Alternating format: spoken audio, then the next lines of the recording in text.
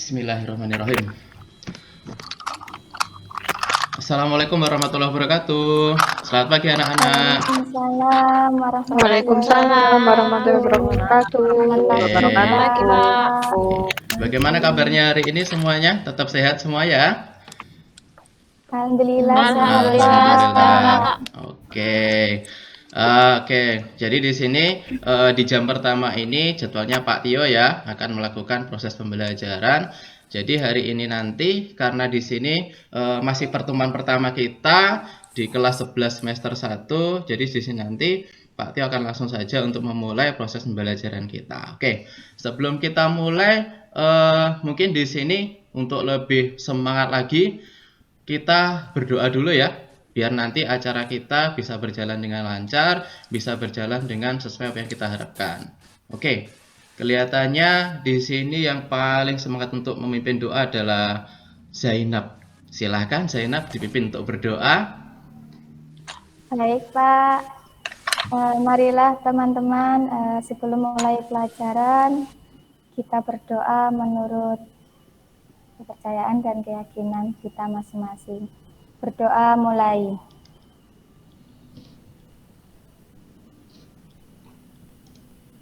Berdoa selesai. Baik, terima kasih Zainab atas pimpinan doanya. Terima kasih sekali ya Sama-sama, Bapak. sudah memimpin doa untuk teman-temannya. Jadi untuk doa ini kita berharap agar semua pembelajaran kita untuk hari ini sampai di jam terakhir nanti biar lancar. Oke? Setuju semuanya? Baik. Pak. Kelihatannya masih pagi kok sudah loyo. Ini kelihatannya Ulum sama Riza ini loyo sekali ya. Coba kita bernyanyi bersama ya. Siap untuk menambah semangat kita? Oke, mumpung di sini harinya adalah hari pramuka, jadi kita harus semangat ya.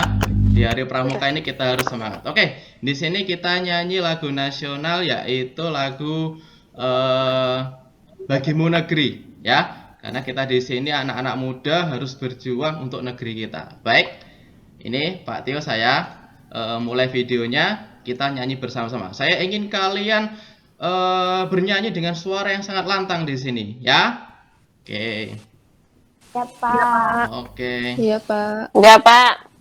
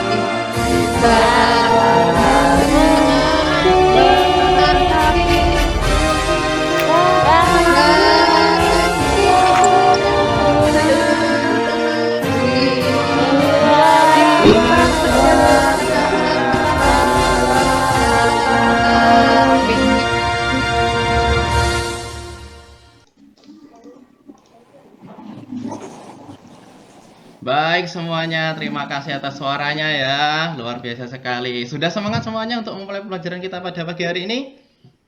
Semangat.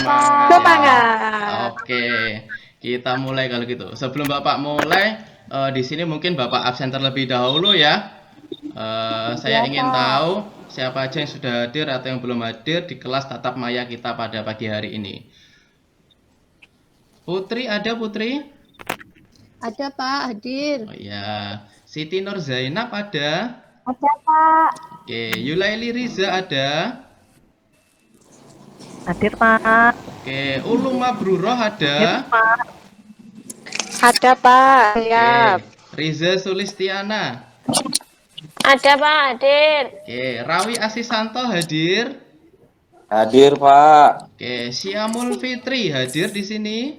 Ada, Pak, ada. Oke, Devi ada enggak? Sakit, Pak. Oh, Putri tahu Devi kemana? Sakit. Oh gitu, oke. Karena di sini Devi belum bisa bergabung, kita doakan. Di sini ada info dari Putri, kalau Devi sedang sakit ya, kita berdoa bersama agar untuk Putri itu diberikan kesembuhan dan bisa segera bergabung bersama kita di pembelajaran lewat Google Meet ini ya. Iya, Pak. Baik, terima kasih atas doanya. Semoga Ya, doa Pak. kita diijabahi oleh Allah Subhanahu wa taala. Oke. Amin. Amin. Oke, kita kembali ke PPT di sini. Jadi, sebelum Bapak mulai, karena di sini proses pembelajarannya adalah menggunakan proses daring ya, berarti di sini kalian pasti menggunakan device atau gadget untuk proses pembelajaran. Oke, karena itulah kita sebelum mulai harus menerapkan prinsip ketiga dong dalam proses pembelajaran, ya kan? Nah, proses pembelajarannya di sini ketiganya apa? Di sini untuk proses pembelajarannya diharapkan kalian untuk posisi duduknya harus tegap, tidak boleh sambil tiduran, ya. Harus tegap, duduk, kemudian jarak antara mata dengan layar itu usahakan 30 cm, jangan terlalu dekat. Nanti kalau terlalu dekat itu akan mempengaruhi kesehatan dari mata kalian. Kemudian karena di sini kalian menggunakan laptop atau smartphone ya, mungkin sambil dicas atau apa, usahakan untuk perangkatnya atau colokan casnya itu aman. Jangan sampai terjadi konsleting listrik yang nanti bisa mengakibatkan proses kebakaran. Bisa dipahami semuanya di sini? Bisa, Pak. Bisa, Pak. Bisa. Paham, Pak. Oke, kalau sudah kita lanjut. Jadi sebelum kita mulai, Pak Tio perlu menjelaskan untuk tujuan pembelajarannya ya. Jadi untuk tujuan pembelajaran kita hari ini yang pertama adalah kalian nanti bisa mengagumi kebesaran Sang Pencipta dan mensyukuri nikmat sehat yang diberikan Tuhan Yang Maha Esa. Nah, tadi di judul sudah saya terangkan ya. Di sini nanti kita akan membahas tentang konsep infeksi. Nah, kita bayangkan infeksi di kondisi pandemi seperti ini, banyak orang sakit. Berarti sekarang kita masih diberikan kesehatan, kita perlu bersyukur terhadap apa yang sudah kita dapatkan sampai detik ini ya. Yang kedua, yaitu memiliki rasa ingin tahu, teliti dalam melakukan pengamatan dan bertanggung jawab dalam menyampaikan pendapat. Jadi dalam proses pembelajaran kita hari ini, nanti kita ada diskusi bersama. Jadi di sini nanti kita saling sharing, kita saling bertukar pendapat dan bisa bertanggung jawab terhadap apa yang sudah disampaikan. Yang ketiga, tujuan dari pembelajaran kita hari ini adalah menganalisis dan menyimpulkan definisi infeksi nosokomial dengan benar. Dan yang keempat adalah menganalisis dan mengkategorikan jenis infeksi nosokomial dengan benar. Dan yang kelima, yaitu menganalisis dan mengkategorikan proses terjadinya infeksi nosokomial dengan benar. Jadi tiga tujuan ini yang bawah adalah yang nanti inti dari proses pembelajaran kita. Oke, bisa dipahami ya di sini ya? Bisa, Pak. Bisa, Pak. Oke, sebelum kita mulai, di sini Pak Tio akan memberikan suatu gambar yang Pak Tio ingin kalian itu menganalisis dari gambar tersebut. Nah, kira-kira apa ya gambarnya? Penasaran? Oke.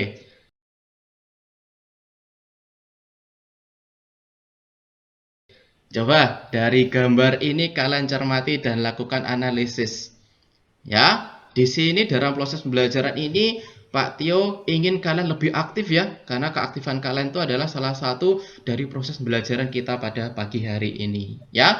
Biar lebih semangat, coba setelah diamati gambar ini saya ingin Pak Tio ingin tahu suaranya dari Rawi. Dari gambar ini Rawi coba apa yang dipahami atau apa yang diketahui dari gambar ini Rawi?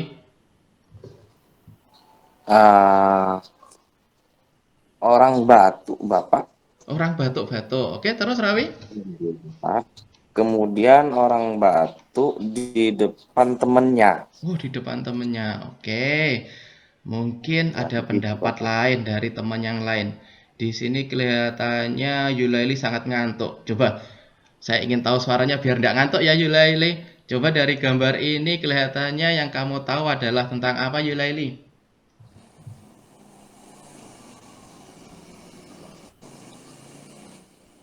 Ya, Pak. Ya, Yulaili ayo biar tidak Jadi ngantuk. dari gambar itu yang saya lihat, ya Pak, nggak ngantuk kok Pak. Oh Ini ya. Pak, jadi ini ada orang batuk-batuk.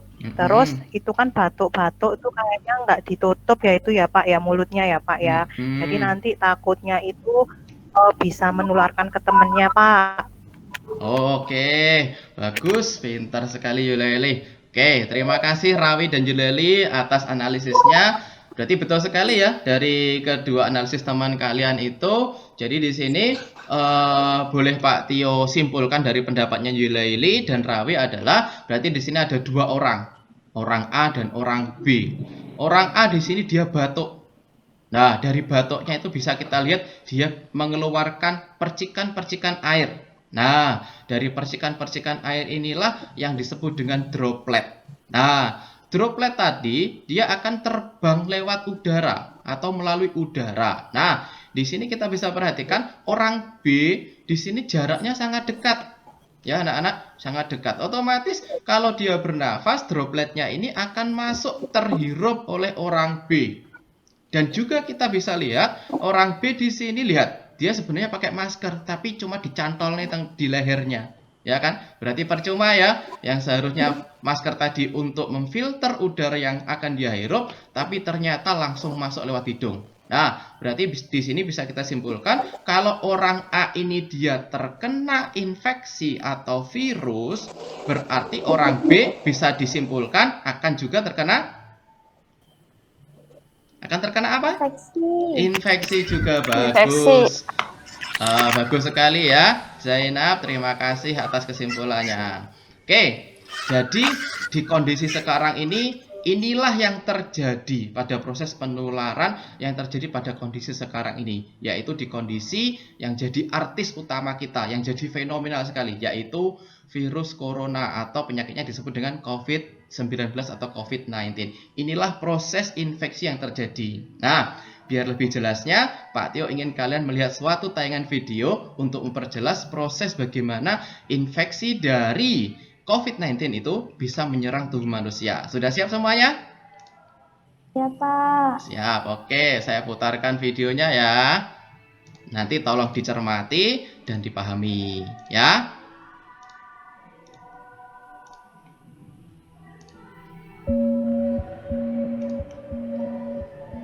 Bagaimana virus corona menyerang tubuh kita? Mungkin itu jadi pertanyaan kita semua. Kita udah tahu gimana virus corona udah menginfeksi 1 juta orang di seluruh dunia sampai saat ini. Tapi yang mungkin belum banyak kita tahu, sebenarnya gimana sih virus ini nyerang tubuh kita? Mengapa infeksi virus ini bisa mematikan? Semua dimulai dari sini. Ketika virus corona masuk ke tubuh kita lewat percikan batuk atau bersin orang yang positif, baik secara langsung atau waktu kita nyentuh benda yang udah terkena percikannya dan gak cuci tangan setelahnya. Kalau udah gitu, si virus masuk lewat saluran pernapasan dan bergerak terus menuju sasaran utamanya, paru-paru. Disinilah virus yang punya 3 bagian utama ini mulai bekerja. Pertama-tama, paku protein corona ini akan nempel di paru-paru dan organ-organ lain yang selnya kaya akan protein ini, protein ACE2. Kalau tubuh kita ibarat rumah dan virus corona itu perampok, ACE2 itu ibarat gagang pintu rumah kita. Begitu udah nempel, perlahan tapi pasti virus ini akan ngedorong masuk ke dalam sel kita. Dan begitu berhasil masuk, barulah aksi sebenarnya dimulai. Di fase ini, tubuh virus corona akan membuka dan sang hacker pun terbebas. Dia akan ngehack inti sel sehat untuk nipu sistem imun tubuh kita biar nggak nyerang virusnya. Dan sekaligus ngebuat inti sel jadi memproduksi cikal bakal virus corona baru. Sel yang udah terinfeksi dan dihack ini selanjutnya akan terprogram untuk bunuh diri dan melepaskan jutaan virus corona yang siap nginfeksi dan ngehack sel-sel sehat lainnya. Ya, awalnya mungkin kita cuma kemasukan virus corona yang jumlahnya dikit, tapi dalam hitungan hari aja udah akan ada jutaan sampai miliaran virus corona baru, bikin paru-paru kita dipenuhi oleh mereka. Tapi ternyata, mimpi buruknya ada setelah ini. Ya, ketika virusnya udah menuhin paru-paru kita, sistem imun kita bakalan ngerespon ibarat polisi dan tentara yang meluncur ke tempat kejadian perkara. Tapi inilah yang bikin ngeri. Di sini, virus corona jadi penipu ulung yang bisa ngakalin sistem imun kita. Mereka bikin sistem imun nyerang membabi buta termasuk nyerang sel-sel sehat kita. Mereka jadi nggak tahu mana kawan, mana lawan, dan perlahan-lahan jadi senjata makan tuan. Buat sebagian besar kasus, kejadian ini emang nggak berlangsung lama. Karena kalau sistem imun kita kuat, mereka pun akan bisa menang dari segala taktik virus corona. Tapi terkadang tubuh kita sedang lemah, dan kalau udah gitu efeknya bisa parah. Kita bisa kena radang paru-paru akibat sel sehat di sini yang udah nggak bisa nahan bakteri pneumonia. Malahan buat kasus yang kritis, bakteri ini nggak berhenti di sana. Mereka bisa masuk ke aliran darah dan akhirnya nyerang seluruh tubuh. Kalau udah begini, bernapas saja bakalan susah banget dan hidup kita ada di tahapan yang sangat kritis.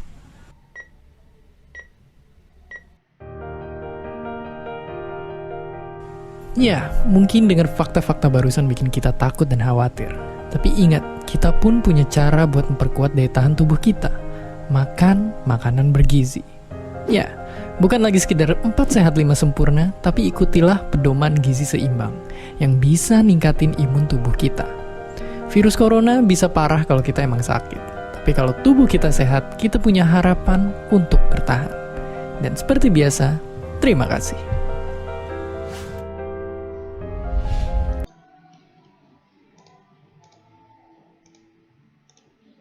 Baik, gimana videonya? Menegangkan sekali ya. Gimana anak-anak? Videonya sangat menegangkan sekali ya. Oke, Iya, di sini Pak.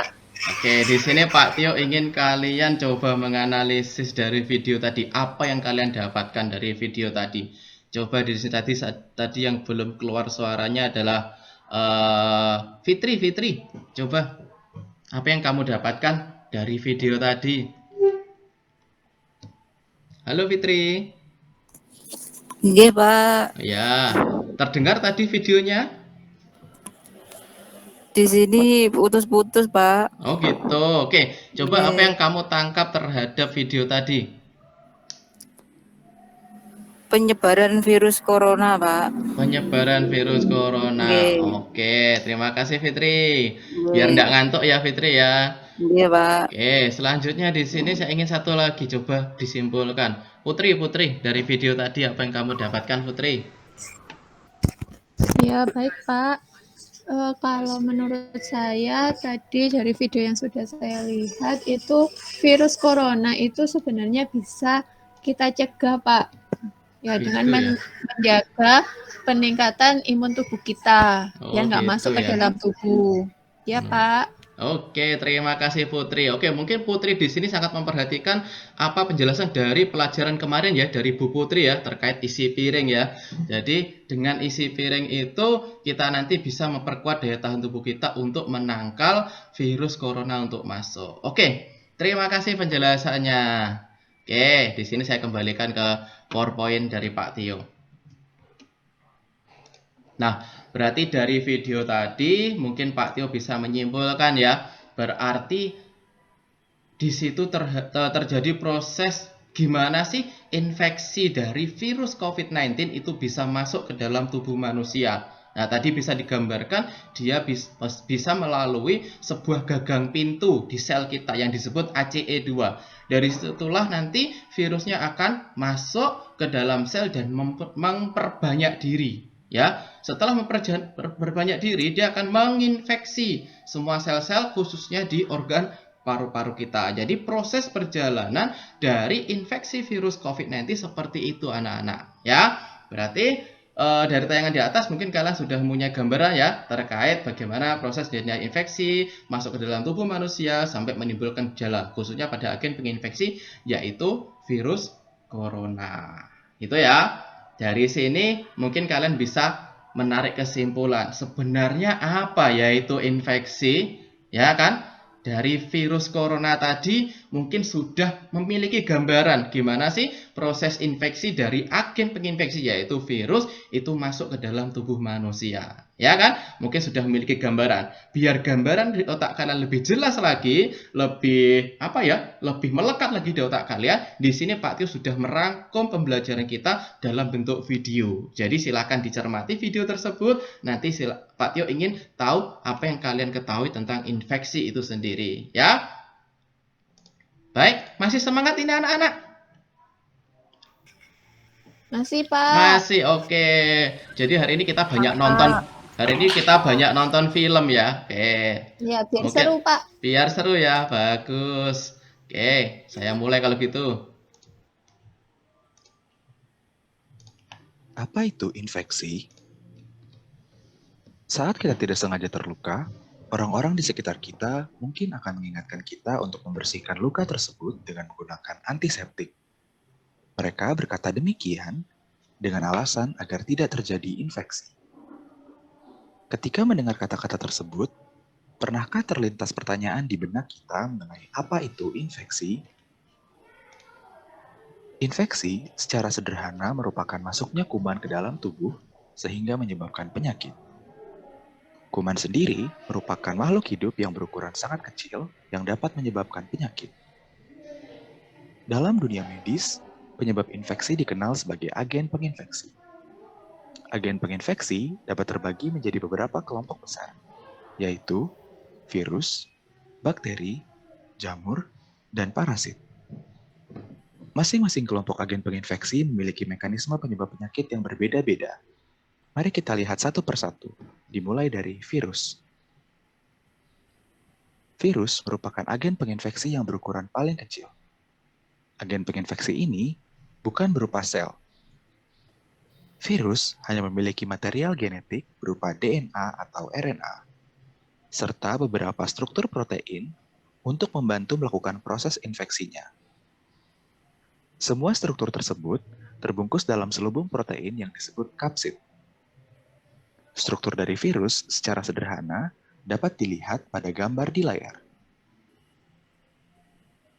Virus secara alami merupakan makhluk hidup yang menginfeksi dan masuk ke dalam sel.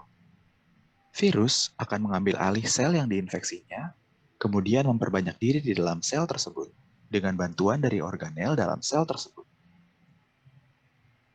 Proses infeksi virus antara lain adalah sebagai berikut. Proses ini diawali dengan perlekatan dari virus. Virus hanya dapat menginfeksi jenis sel tertentu yang sesuai dengan tanda pengenal pada permukaan sel tersebut.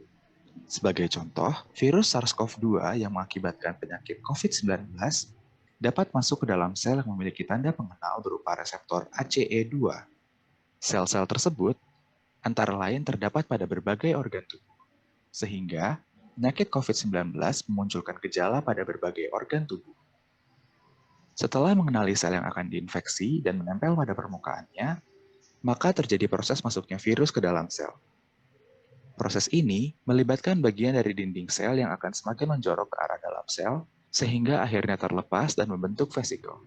Sebagian virus yang memiliki selubung tambahan di luar kapsid dapat langsung menyatukan dinding selubung tersebut dengan dinding sel, sehingga kapsid dapat langsung masuk ke dalam sel tanpa membentuk vesikel. Setelah masuk ke dalam sel, kapsid virus harus diarahkan ke dalam tempat yang dapat membantu perbanyakan diri virus. Untuk virus yang mengandung RNA, sasarannya adalah sitoplasma. Sedangkan untuk virus yang mengandung DNA, sasarannya adalah inti sel. Setelah sampai di tempat sasaran, maka kapsid virus akan terbuka dan material genetik akan dikeluarkan. Material genetik yang sudah dikeluarkan kemudian akan memulai proses perbanyakan diri dengan bantuan dari protein-protein yang menyertainya. Sehingga, protein-protein tersebut dapat disusun kembali menjadi virus baru. Virus baru akan semakin banyak terbentuk, sehingga akhirnya akan terjadi pecah pada sel yang diinfeksi. Virus-virus yang baru tersebut kemudian akan melepaskan diri dari sel, lalu menempel pada sel baru dan mulai menginfeksi, sehingga siklus berulang. Selanjutnya, kita akan membahas tentang bakteri. Bakteri merupakan agen penginfeksi yang terkecil kedua setelah virus. Bakteri merupakan makhluk hidup yang terdiri dari satu sel, sehingga bakteri dapat menginfeksi di dalam sel dan juga di luar sel, tergantung dari ukuran bakteri tersebut. Sel-sel bakteri mengakibatkan kerusakan melalui dua mekanisme, yaitu zat yang disebut sebagai endotoksin dan juga eksotoksin. Endotoksin merupakan zat yang terletak pada permukaan dinding bakteri.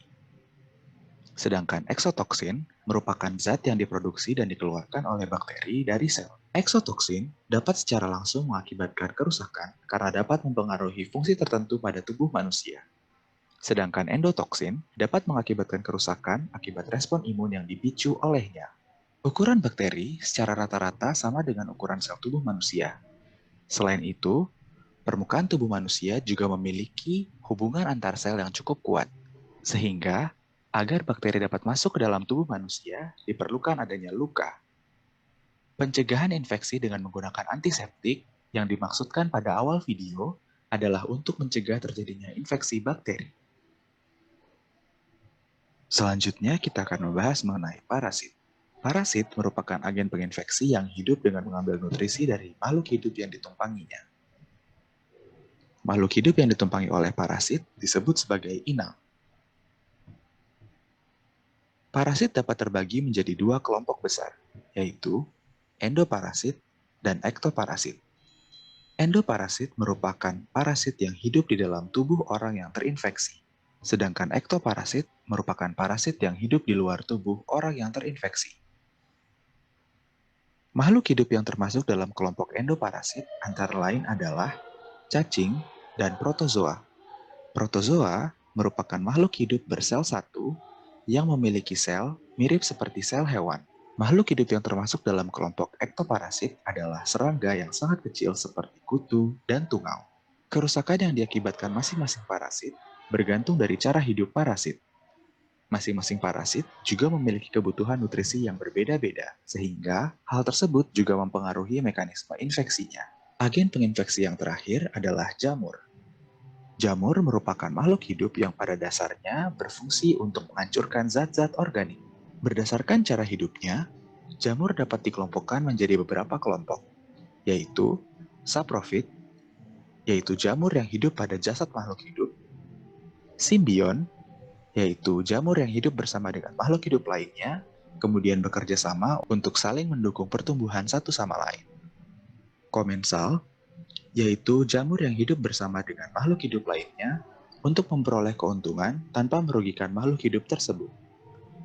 Kemudian, parasit, yaitu jamur yang hidup bersama dengan makhluk hidup lainnya dan mengambil nutrisi dari makhluk hidup tersebut sehingga bersifat merugikan. Dalam konteks infeksi, jenis jamur yang terlibat adalah jamur yang hidup sebagai parasit.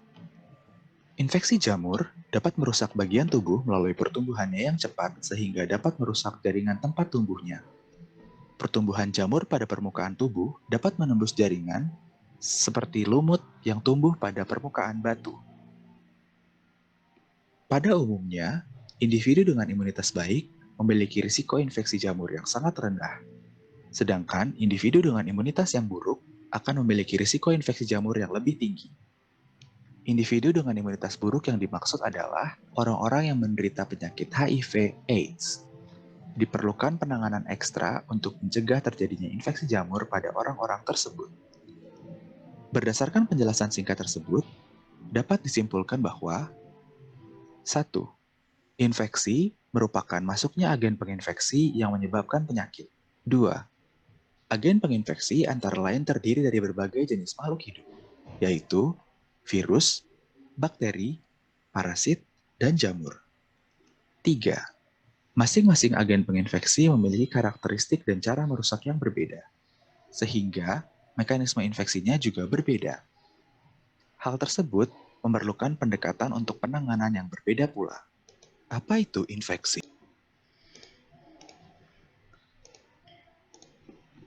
Baik semuanya, masih semangat ya ini? Oke. Ini semuanya pada tidur atau melihat videonya semua ya? Oke, jadi di sini Pak Tio sengaja itu dalam penjelasan saya menggunakan banyak video dan animasi biar kalian nanti tidak ngantuk. Soalnya nanti kalau saya itu banyak menjelaskan melalui ceramah, takutnya kalian nanti akan ngantuk. Jadi lewat video ini diharapkan nanti kalian bisa lebih tertarik dengan proses pembelajaran yang saya lakukan ya. Oke, untuk memanfaatkan waktu dari video tadi, kira-kira apa yang kalian bisa peroleh? Ayo, terkait infeksi. Lebih jelas ya di sini ya. Kalau tadi saya berikan video tentang COVID, bagaimana proses masuknya virus. Sekarang apa itu infeksi? Sudah dijelaskan dalam video tadi. Ya, kira-kira apa yang kalian dapatkan dari video tadi? Yo, kalau tadi sudah saya dengar suaranya Putri, sekarang Yulaili, ayo Yulaili. Ya. Mungkin Rawi mic-nya bisa di-mute dulu ya, biar nanti proses pembelajarannya, biar suaranya Yulaili bisa terdengar ya. Untuk Rawi, mic-nya bisa di-mute dulu ya. Ayo Yulaili silahkan. Baik, Pak. Baik, Pak. Saya jawab ya, Pak ya. Setelah saya melihat video tadi, informasi yang saya dapatkan adalah infeksi itu adalah masuknya kuman ke dalam tubuh yang bisa menyebabkan penyakit. Nah, kuman itu ada banyak, Pak. Bisa dari virus, bisa dari bakteri, bisa dari jamur atau parasit. Seperti itu, Pak. Oh iya, pinter sekali. Kesimpulannya sangat luar biasa ya, Yulaili, terkait apa dari video tadi. Oke, dari kesimpulan Yulaili tadi bisa Bapak simpulkan ya, berarti di sini apa namanya? Infeksi itu ternyata tidak hanya virus, anak-anak. Berarti proses infeksi itu tadi penyebabnya banyak. Kalau di medis itu disebut dengan agen penginfeksi. Berarti di sini ada 4 agen penginfeksi yang bisa menginfeksi tubuh manusia, yaitu ada bakteri, virus, parasit, serta jamur. Ya, kemudian dari keempat ini karena beda-beda pula itu proses masuknya dan proses menginfeksinya juga berbeda-beda sesuai dengan agen penginfeksinya itu. Serta karena ini berbeda pula proses penginfeksinya, otomatis pencegahannya dan penanganannya juga akan berbeda. Oke, bagus dari Yulaili tadi. Berarti dari beberapa video tadi, kalian mungkin sudah mulai melekat di otak kalian ya, terkait bagaimana apa itu tentang infeksi. Oke, kita kembali ke judul tadi. Judulnya adalah konsep infeksi nosokomial. Loh, berarti di sini kalian mungkin akan timbul pertanyaan di otak kalian. Loh Pak, berarti bedanya infeksi dan infeksi nosokomial itu apa ya? Yo, coba Rawi di sini saya ingin tahu suaranya Rawi. Bedanya infeksi dan infeksi nosokomial, Rawi. Oke, Bapak. Ya. Terdengar suara saya, Bapak? Wah, terdengar sangat jelas sekali, sangat lantang sekali. Silahkan, Rawi. Ya, Bapak. Kalau menurut saya, kalau infeksi nosokomial itu adalah infeksi yang disebabkan infeksi tambahan yang baik. Oke, terima kasih Rawi atas kesimpulannya dari apa yang sudah didapatkan. Berarti dari penjelasan Rawi tadi bisa kita simpulkan yaitu infeksi nosokomial adalah infeksi yang didapatkan dari rumah sakit. Berarti antara infeksi dan infeksi nosokomial itu sebenarnya tidak ada perbedaan, anak-anak. Ya, cuma pengertian dari infeksi nosokomial adalah infeksi yang didapatkan dari rumah sakit. Mungkin dari perawat atau mungkin dari dokternya atau mungkin dari tenaga kesehatan yang lainnya atau proses dari tindakan kesehatannya. Oke. Dari penjelasan Rawi tadi, Pak Tio boleh menyimpulkan dalam suatu video terakhir sebelum kita berdiskusi bersama ya. Jadi penjelasan tentang infeksi nosokomial itu Pak Tio akan simpulkan dalam video ini ya. Videonya pendek kok, nggak usah tidak panjang. Jadi nanti kalian silahkan perhatikan video ini ya.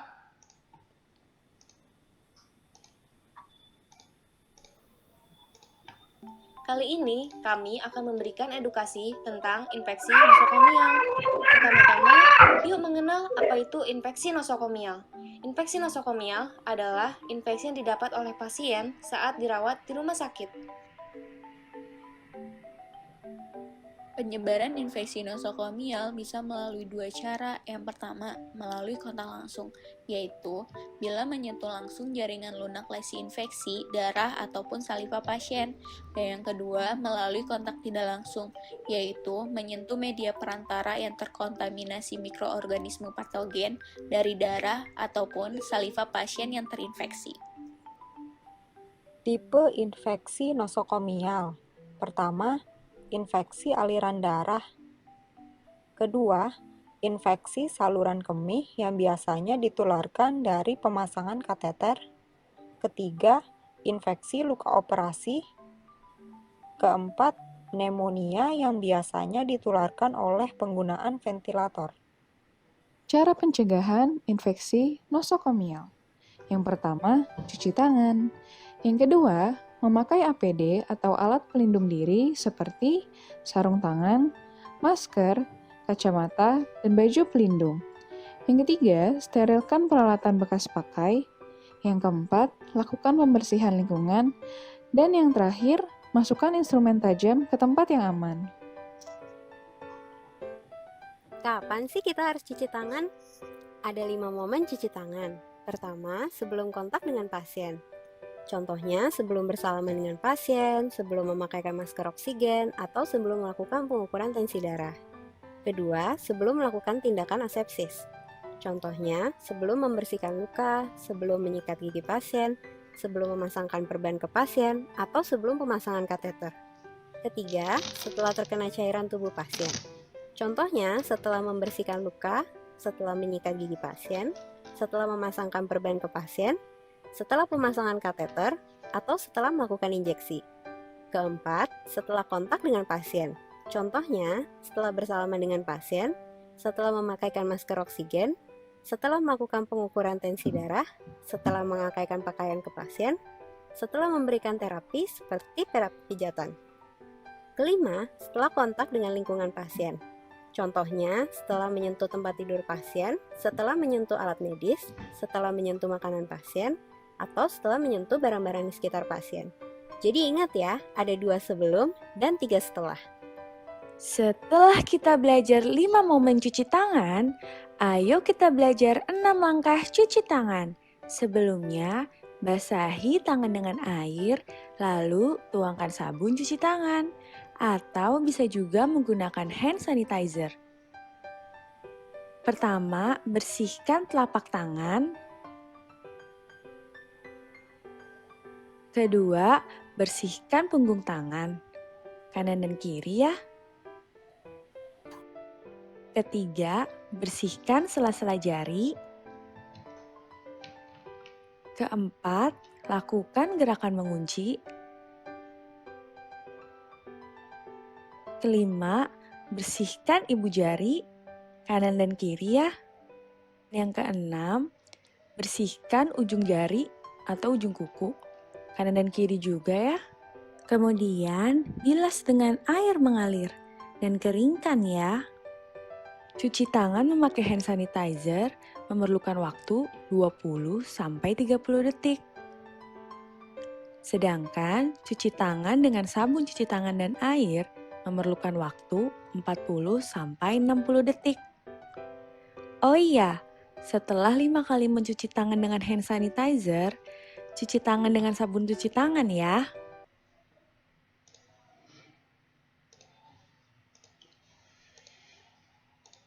Baik anak-anak, suara saya sudah terdengar kembali? Sudah, Pak. Sudah, oke. Sudah, Pak. Hari ini Sudah, banyak Pak. video, banyak materi yang sudah saya sampaikan melalui video ya. Harapannya dengan proses daring seperti ini, saya putarkan video, itu bisa lebih kalian pahami ya dengan video tersebut ya. Jadi daripada mendengarkan suara Pak Tio nanti kalian cepat ngantuk, lebih baik saya putarkan video, kalian lebih memperhatikan dan bisa tertangkap di otak kalian. Oke. Dari beberapa video kalian mungkin sudah paham terkait apa itu konsep infeksi, kemudian jenis-jenis infeksi, dan bagaimana proses infeksi itu bisa menginfeksi tubuh manusia. Oke, di sini Pak Tio ingin mengevaluasi dengan cara kita berdiskusi, ya, dengan cara berdiskusi, yaitu nanti kalian silakan membentuk kelompok, itu anggotanya adalah bisa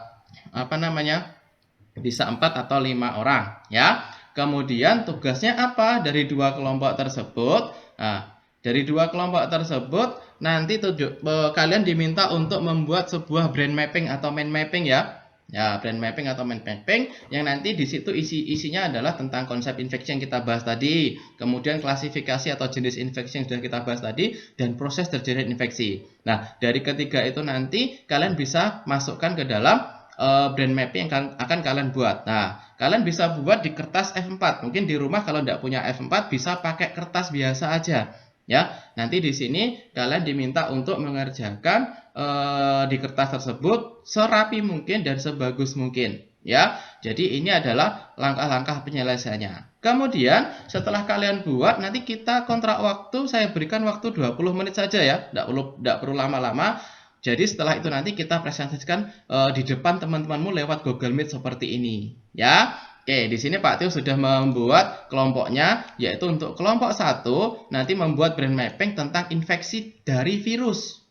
Ya, untuk kelompok 2 nanti membuat brain mapping tentang infeksi yang disebabkan oleh bakteri.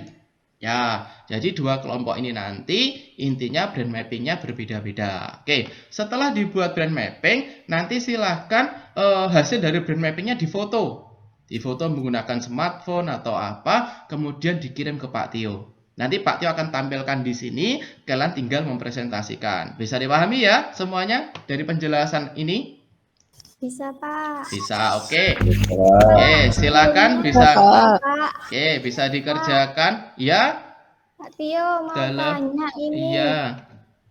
Kakak saya itu kan habis operasi sesar. Oh iya. Kemudian 3 hari di rumah, jahitannya itu merah, nyeri. Nah, itu termasuk infeksi nosokomial apa bukan ya, Pak ya? Oke, terima kasih pertanyaannya Siti Nur Zainab, bagus sekali. Mungkin sebelum Pak Tio jawab, mungkin dari teman yang lain ada yang bisa menjawab? Mungkin ada yang bisa menjawab? Riza, mungkin ada yang bisa menjawab dari pernyataan dari Siti Nur Zainab tadi, kakaknya itu habis operasi. Ternyata bekas operasinya itu apa tadi? Merah ya, merah-merah gitu. Kira-kira itu bisa dikategorikan menjadi infeksi nosokomial atau tidak, Riza? Kalau menurut saya Pak, karena sudah infeksi nosokomial itu kan di rumah sakit ya. Iya. Infeksi yang terjadi di rumah sakit. Kalau sudah 3 hari berarti infeksi yang kemungkinan dari perawatan lukanya itu, Pak. Oh iya, berarti itu bisa dikategorikan sebagai infeksi nosokomial ya, Riza ya? Ya. Iya. Oke, bagaimana Siti Nur Zainab atas penjelasan dari Riza tadi? Mungkin sudah ditangkap ya. Oke, berarti Pak Tio di sini bisa disimpulkan dari penjelasan Riza kalau itu juga termasuk infeksi nosokomial. Tadi kan kita sudah bahas bahwa infeksi nosokomial adalah infeksi yang didapatkan dari rumah sakit. Ya, salah satunya adalah dari proses operasi yang mungkin tidak steril di situ alat-alatnya. Ya, Siti Nur Zainab? Oke. Ya, ini sambil dikerjakan ya, waktunya tetap berjalan 20 menit, silakan dikerjakan untuk membuat brain mapping tadi. Oke, waktu kita mulai bersama untuk mengerjakan. Baik, kelihatannya 20 menit sudah berlalu. Ini juga dua kelompok sudah mengirimkan hasil dari brain mappingnya kepada Pak Tio. Coba Pak Tio tampilkan untuk kelompok yang pertama dulu. Wow, bagus sekali ya brain mappingnya yang ditampilkan. Oke, silahkan dari kelompok 1 yang menjelaskan secara singkat saja. Tadi kelihatannya mengirimkan ke saya adalah Putri. Dijelaskan secara singkat saja, Putri, terkait apa yang sudah dikirimkan ke saya ini. Ya, baik Pak, terima kasih. Jadi, saya mewakili dari kelompok 1 untuk mempresentasikan dari hasil kerja kami, yaitu mind mapping tentang virus. Iya. Sekian presentasi dari kelompok kami, saya akhiri. Wassalamualaikum warahmatullahi wabarakatuh. Baik, terima kasih Putri, luar biasa penjelasannya ya. Dan di sini mind mappingnya kalau kita lihat sangat menarik sekali ya. Jadi Putri membahas tentang virus COVID-19 yang tadi kita bahas bersama. Dia buat dalam bentuk mind mapping agar nanti mudah dipahami. Nanti waktu kalau kita sudah masuk sekolah, tolong Putri untuk hasil kelompoknya ini dibawa ke sekolah, nanti kita tempelkan di kelas ya, biar nanti teman-temannya bisa membaca dan untuk sebagai materi biar terus ingat terkait apa itu infeksi tentang COVID-19. Mungkin dari teman-temannya ada yang mau menanggapi dari presentasinya? Sudah cukup jelas ya? Sudah cukup jelas. Oke. Yang kedua ini tadi kelompok 2 mengirimkan hasil presentasi hasil dari mind mappingnya ke saya itu Yulaili. Nah ini dia membahas tentang bakteri. Coba Yulaili presentasikan hasil kerja kelompokmu secara singkat saja untuk memperjelas kepada teman-temannya. Silakan. Oke, baik Pak. Terima kasih untuk waktunya. Perkenalkan saya Yulaili, mewakili dari kelompok 2, akan mempresentasikan hasil kerja kami, yaitu mind mapping tentang infeksi yang terjadi karena bakteri. Demikian presentasi dari saya. Terima kasih. Wassalamualaikum warahmatullahi wabarakatuh. Waalaikumsalam warahmatullahi wabarakatuh. Terima kasih Yulaili atas presentasinya, luar biasa sekali ya. Dari dua kelompok ini sangat benar-benar Pak Tio apresiasi sekali ya kerja kerasnya membuat mind mapping seperti ini dari kertas, hanya secertak kertas seperti ini dia bisa mengilustrasikan terkait proses infeksi dari bakteri. Mungkin dari temannya ada yang mau menambahkan atau mungkin memberikan saran dari mind mapping sudah diberikan ini? Cukup ya? Sudah sangat jelas ya. Bagus sekali. Jadi nanti silahkan Yulaili berserta kelompok untuk hasil mind mappingnya waktu kita sudah masuk sekolah itu silahkan dibawa, kita tempelkan di kelas ya untuk dibaca teman-temannya. Oke.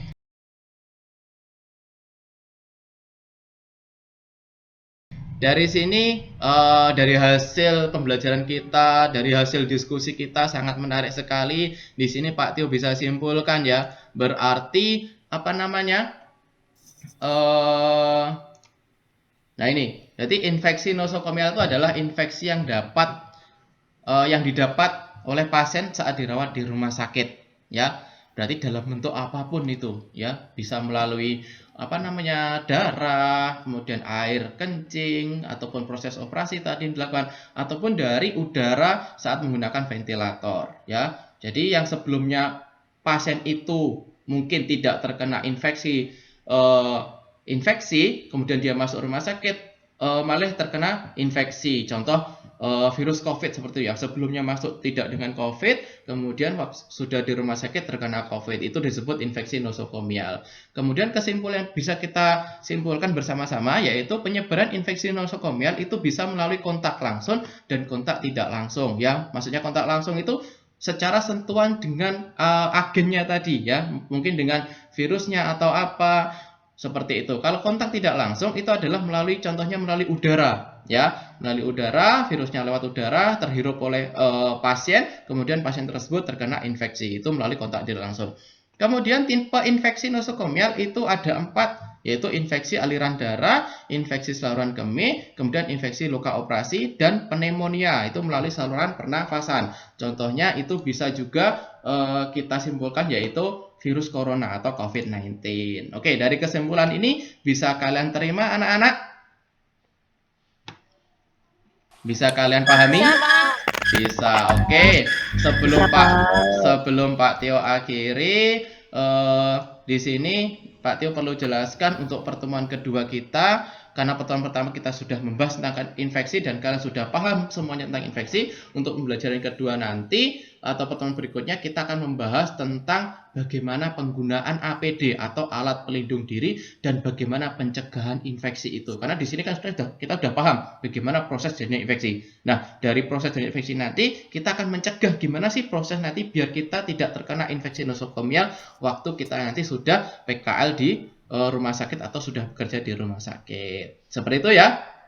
Bisa dipahami kontrak waktu kita? Baik. Terima kasih atas partisipasinya kalian semua sudah bergabung di kelas saya untuk pagi hari ini. Semoga kalian tetap semangat untuk melakukan aktivitas kalian. Mungkin nanti ada jam kedua ya yang akan diisi oleh guru lain. Semoga kalian tetap diberikan kesehatan, kemudian ilmu yang bermanfaat dalam proses pembelajaran di tengah pandemi seperti ini. Terima kasih atas waktunya. Pak Tio akhiri. Ihdinas shiratal mustaqim. Wassalamualaikum warahmatullahi wabarakatuh. Waalaikumsalam. Waalaikumsalam.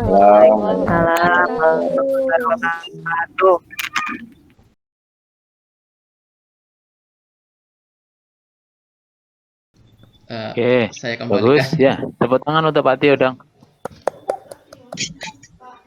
Ya. Oke, Bapak Ibu, apa yang sudah ditampilkan oleh Pak Tio tadi, ya, ada beberapa hal yang menjadi catatan saya, tapi nanti mungkin bisa ditambah oleh Bu Nilam ya.